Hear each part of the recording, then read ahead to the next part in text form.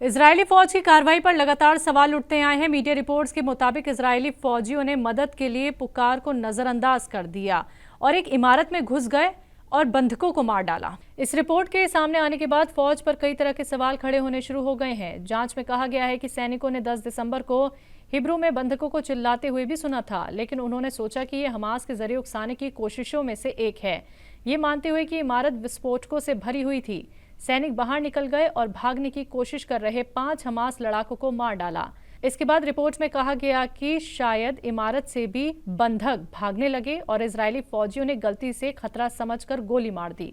बंधकों में से 2 की तो तुरंत मौत हो गई। जांच में कहा गया कि तीसरा बंधक भाग गया और उसकी पहचान करने के लिए सैनिकों को गोली न चलाने का हुक्म दिया गया।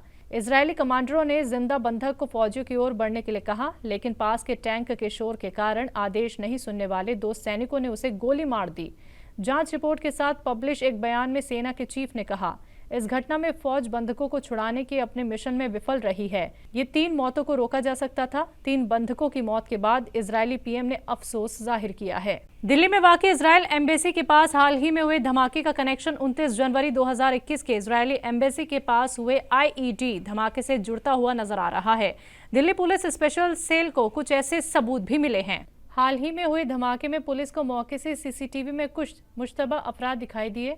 मुश्तबा अफराद की मैपिंग की गई तो उनको ऑटो में बैठकर इंडिया गेट की तरफ जाते देखा गया। इसके बाद कई ऑटो चालकों से पूछताछ की गई, जिसके आधार पर मालूमात मिली कि मुश्तबा अफराद जामी इलाके में जाकर उतरे हैं। पुलिस अब मुश्तबा अफराद की तलाश के लिए जामी इलाके में जांच पड़ताल कर रही है। साल 2021 में 29 जनवरी को इजरायल एम्बेसी के बेहद करीब आईईडी धमाका हुआ था। उस मामले में सीसीटीवी से संदिग्धों की पहचान की गई थी और उनकी भी तलाश जामिया में ही जाकर खत्म हुई थी, लेकिन वो आरोपी आज तक गिरफ्तार नहीं हुए। एनआईए ने उन आरोपियों का सुराग देने वाले पर 10 लाख रुपए इनाम का ऐलान भी किया है। दिल्ली पुलिस के खास जरायों के मुताबिक इजरायल एम्बेसी के करीब हुए दोनों ही धमाकों में काफी मेल जोल है। मसलन हालिया और 2021 के धमाके को अंजाम देने वालों ने सीसीटीवी फुटेज कहां लगा है उसकी रेकी की थी। इजरायल एम्बेसी के पास दोनों ही धमाकों के बाद मौके पर टाइप किया हुआ लेटर छोड़ा गया। वहीं दोनों धमाकों के मुश्तबा अफराद ऑटो से फरार हुए और उनकी मंजिल जामिया में।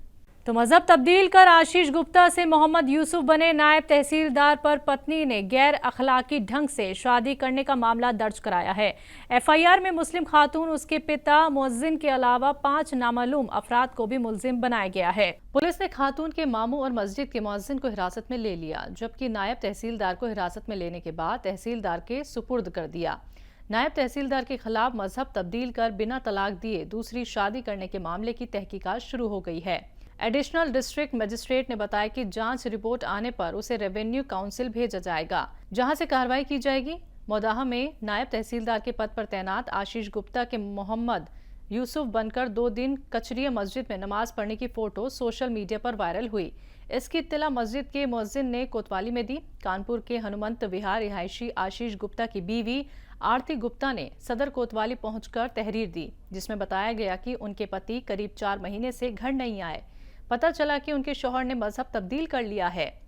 शौहर के कस्बा रिहायशी खातून से गैर अखलाकी ताल्लुकात का इल्जाम लगाते हुए कहा कि उस खातून ने शौहर पर मजहब तब्दीली का दबाव भी बनाया। 24 दिसंबर को खातून और उसके वालिद के अलावा मामू और आरा मशीन के पास मस्जिद के मुअज्जिन बाबू आरती ने 4-5 नामालूम अफराद के साथ मिलकर मजहब तब्दील कराया।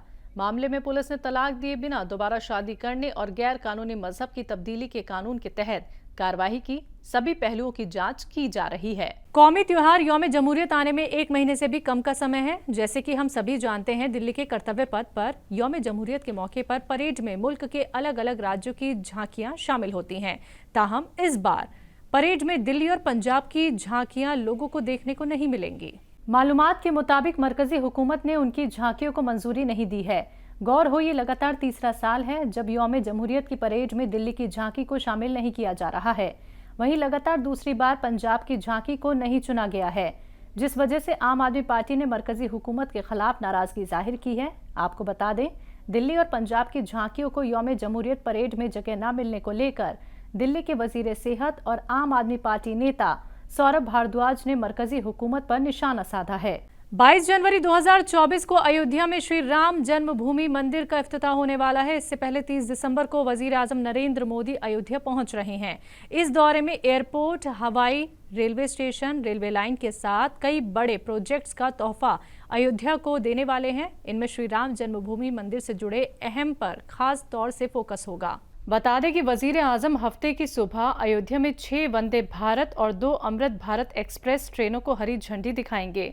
इनमें से अयोध्या आनंद विहार वंदे भारत और दिल्ली दरभंगा अमृत भारत ट्रेन को अयोध्या धाम रेलवे स्टेशन से और अन्य को वर्चुअल मीडियम से रवाना करेंगे। पीएम अयोध्या धाम स्टेशन पर तैयार नए भवन का इफ्तिताह भी करेंगे। वजीर आजम के मेक इन इंडिया और आत्मनिर्भर भारत की तस्वीर को पूरा करते हुए इंडियन रेलवे ने वंदे भारत की तर्ज पर आम लोगों के लिए स्लीपर क्लास और जनरल क्लास के साथ आकर्षक एरोडायनेमिक डिजाइन, बेहतरीन आंतरिक सजावट, जदीद तरीन सहूलियात, आरामदायक सफर, महफूज सफर के मयार के साथ LHB कोच युक्त पुष्पुल रेक के साथ अमृत भारत ट्रेन भी तैयार की गई है। आगामी लोकसभा चुनाव से पहले जनता दल यूनाइटेड में बड़ा बदलाव हुआ है। राजधानी दिल्ली में मुनक्किद जनता दल यूनाइटेड की राष्ट्रीय कार्यकारिणी की बैठक के दौरान जेडीयू के कौमी सदर लल्लन सिंह ने अपने पद से इस्तीफा दे दिया है। इस्तीफा देने के बाद उन्होंने पार्टी के नए सदर के लिए खुद नीतीश कुमार के नाम का प्रस्ताव आगे रखा। सीनियर पार्टी नेता केसी त्यागी ने बताया कि बिहार के सीएम नीतीश कुमार को जेडीयू की राष्ट्रीय कार्यकारिणी की बैठक में पार्टी का सदर चुना गया है। पिछले काफी समय से जेडीयू में तंजीमी तब्दीली को लेकर अटकलों का बाजार गर्म था। ताहम बैठक से पहले लल्लन सिंह ने इस्तीफे की खबरों को अफवाह बताया था। इस्तीफा देने से पहले लल्लन सिंह सीएम नीतीश कुमार के साथ एक ही गाड़ी में सवार होकर बैठक में पहुंचे थे। बैठक से पहले हिमायतियों ने नीतीश के हक में नारे लगाए। कारकुनों ने नीतीश कुमार जिंदाबाद, नीतीश कुमार देश के पीएम बनने के नारे लगाते देखे गए। लल्लन सिंह ने अपने भाषण में कहा, चुनाव में अपनी सक्रियता को देखते हुए मैं सदर के पद से इस्तीफा दे रहा हूं और नीतीश कुमार का नाम सदर पद के लिए प्रस्तावित करता हूं। लल्लन सिंह के जेडीयू सदर पद से इस्तीफे ने तमाम अटकलों पर विराम लगाया है। जेडीयू की बैठक दिल्ली के कॉन्स्टिट्यूशन क्लब में मुनक्किद की गई। बैठक में शामिल होने के लिए तमाम नेता पहुंचे। जनता दल राष्ट्रीय कार्यकारिणी की बैठक से ठीक पहले नीतीश कुमार के घर पार्टी सदर लल्लन सिंह मिलने पहुंचे। आपको बता दें, इससे पहले जुमेरात को नीतीश कुमार पटना से दिल्ली पहुंचे और यहां बंद कमरे में उनकी लल्लन सिंह के साथ काफी देर तक बातचीत हुई। इसी मुद्दे पर बिहार की सियासत में उथल पुथल देखी जा रही है। पड़ोसी मुल्क पाकिस्तान में इस बार नए साल का जश्न नहीं मनाया जाएगा। जी हां, आपको बता दें, इजराइल और हमास के बीच जारी जंग के दौरान पाकिस्तान हुकूमत ने फिलिस्तीनियों के साथ एकजुटता दिखाने की कोशिश की है, जिसके मद्देनजर पाकिस्तान के कायम मकाम पीएम अनवारुल हक काकड़ ने बीते जुमेरात को गजा के समर्थन पर मुल्क में नए साल के जश्न पर बैन लगाने की घोषणा की है। एक खिताब में काकड़ ने मुल्कवासियों से फिलिस्तीनियों के साथ एकजुटता दिखाने और नए साल पर विनम्रता दिखाने की अपील की है। अनवारुल हक काकड़ ने कहा कि फिलिस्तीन के दर्दनाक हालातों को ध्यान में रखते हुए और फिलिस्तीनी भाइयों बहनों के साथ इत्तेहाद दिखाने के लिए हुकूमत नए साल पर किसी भी तरह के प्रोग्राम पर सख्त बैन लगाती है। काकड़ ने इजराइल पर आरोप लगाते हुए कहा कि 7 अक्टूबर को इजरायली बमबारी शुरू होने के बाद से इजरायली बलों ने तकरीबन 9,000 बच्चों की मौत के साथ हिंसा और अन्याय की सभी हदें पार कर दी, जिससे पूरा पाकिस्तान और दुनिया भर के मुसलमान वेस्ट बैंक में निर्दोष बच्चों और निहत्थे फिलिस्तीनियों के नरसंहार से बेहद दुखी हैं। इस मौके पर पाकिस्तान ने फिलिस्तीन को 2 सहायता पैकेज भेजे हैं और तीसरा पैकेज भेजने की तैयारी में है। वहीं इसके अलावा पाकिस्तानी पीएम ने कई मुल्कों से इजराइल की तरफ से किए जा रहे लगातार हमलों को रोकने की भी अपील की है। आपको बताते चले कि 7 अक्टूबर से इजराइल और हमास के बीच युद्ध जारी है, जिसमें दोनों तरफ से ना जाने कितने मासूम लोगों ने अपनी जान गंवा दी। हाल ही में गजा के वजारत सेहत ने जानकारी दी है कि इजराइल के साथ जंग शुरू होने के बाद से 20,000 से ज्यादा फिलिस्तीनी मारे गए हैं, जिनमें से ज्यादातर खवातीन और बच्चे हैं। मौसम में वक्त वक्त पर बदलाव होना ये भी कुदरत का एक निज़ाम है, लेकिन ये भी हकीकत है कि हर बदलते मौसम की मार गरीब और बेसहारा लोगों पर ही पड़ती है। गुज़िश्ता रोज से ठंड ने अपना असर दिखाना शुरू कर दिया है। देखिए इस पर हमारी खास रिपोर्ट। कड़ाके की ठंड और चूल्हे के आगे हाथ सेकते ये लोग, दरअसल ये नज़ारा है ओखला जामिया नगर में मौजूद नूर नगर की झुग्गियों में रहने वाले लोगों का, जो किसी मदद का इंतजार कर रहे हैं। सर्दियां जो है अब शुरू हो गई हैं, पुरशवाब पर हैं, कोहरा जो है बहुत ज़्यादा पड़ने लगा है और सर्दी जो है अब दिसंबर का ये जाता हुआ महीना और जनवरी का शुरुआत का महीना नए साल के साथ सर्दियों की जो है मार लेकर आ रहा है। यहाँ रहने वाले जो गरीब लोग हैं, जो मज़दूर लोग हैं, वो किस तरीके से सर्दी के आलम में अपनी परेशानियाँ बता रहे हैं, यही सब कुछ जानने के लिए मैं यहाँ पर पहुँचा हूँ और आपको भी सुनवाने की कोशिश करूँगा कि सर्दी की मार इन लोगों पर क्या पड़ रही है। ये जो झुग्गियां आप देख रहे हैं, यहाँ करीब 200 से ज़्यादा झुग्गियां बताई जा रही हैं, जिसमें तमाम गरीब और बेसहारा लोग अपनी ज़िंदगी गुजार रहे हैं। लेकिन साथ में छोटे छोटे मासूम बच्चे भी सर्दी की वजह से बेहद परेशान हैं। ना जूते चप्पल हैं और ना ही गर्म कपड़े हैं, ऊपर से टपकती सर्द ओस का पानी। दिन तो गुजर जाता है लेकिन रात मुश्किल से गुजरती है। यहाँ पर इतनी है, ये बच्चे हैं छोटे छोटे यहाँ पर, और ये छप्पर है, कोई पक्की तो है नहीं, यहाँ कोई देखने वाला नहीं जो कंबल आए, ये बच्चों के लिए जैकेट वगैरह हो तो सरकार की साइड से कोई हो, ऐसा हो, मतलब ऐसा होता ही नहीं है कुछ यहाँ पर। यहाँ बेचारे ये कभी आग जला के बैठे रहेंगे और रात में देखो यहाँ बैठ के देखो कितना कोहरा पड़ता है, मतलब एकदम नीचे ओस गिरने लगती है। तो यहाँ मतलब कोई देखने वाला ही नहीं इन बच्चों को, मतलब कम्बल हो, जैकेट वगैरह हो जो देनी चाहिए, जो हक बनता है सरकार का, वो यहाँ पर नहीं होता बिल्कुल भी कुछ ऐसा। हम लोग को तो बहुत परेशानी हो रही है, बहुत परेशान में हम लोग दिन गुजार रहे हैं, लेकिन यहाँ पे कोई सुविधा ही कहीं से नहीं हो पाती है। जो कोठियों में काम करते हैं कुछ देर की फटे पड़ने से तो चल जाते हैं, लेकिन फिर भी बहुत ही मुश्किल से दिन गुजार रहे हैं। छोटे छोटे बच्चे हैं, परेशानी तो गुजरती ही है। जंगल में रहते हैं तो जंगल की हालात तो अपनी हर चीज़ की तकलीफ, हर चीज़ की परेशानी ये सब हो रही है।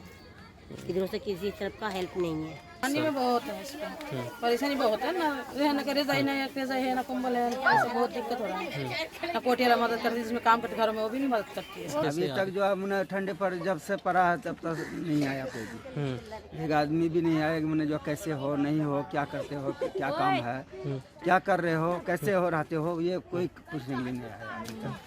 पहले आते थे लोग? हाँ पहले खूब आता था, आकर के मतलब जो है गया है तो थोड़ा बहुत बाहर बाहर में मतलब बांट दिया है, कुछ दिया बाहर में कम्बल रजाई, बाकी इसका अंदर में लाके नहीं दिया। ठंडा में तो परेशानी होगा क्योंकि यहाँ पे कमरा थोड़ी है, दुग्गी है, पन्नी जला हुआ है, ओस पड़ता है, भीग जाती है, लक्कड़ जलाना पड़ता है हाथ पैर सेकने के लिए। जो साहिब हैसियत लोग हैं वो कैसे मदद कर सकते हैं? साहिब हैसियत लोगों को अल्लाह ने जो अता किया है तो वो तो यहाँ तक पहुँच भी नहीं रहे हैं। उसे यहाँ पर कपड़ों से, ठंडी के जो कपड़े हैं, कंबल हैं, रजाई हैं और चीज़ें हैं देनी चाहिए, लेकिन कुछ भी नहीं पहुँच रहा है यहाँ पर। कोई कंबल वम्बल बांटने के लिए आता है? कोई कम्बल वम्बल नहीं मिलता है, कोई पहुँचता भी नहीं है गरम कपड़े देने? यहाँ कपड़े उपड़े ना मिलते, ना कम्बल है, क्यों वो नहीं करते न। जब कोई आवे तभी तो मिलेगा, जब कोई वो नहीं करेगा तो कहाँ मिलेगा। ये खवातीन दिन भर जंगलों में लकड़ियां जमा करती हैं ताकि रात में लकड़ियों को जलाकर ठंड के कहर से बचा जा सके। दिल्ली से तहजीब टीवी के लिए अब्दुल वाजिद की खास रिपोर्ट।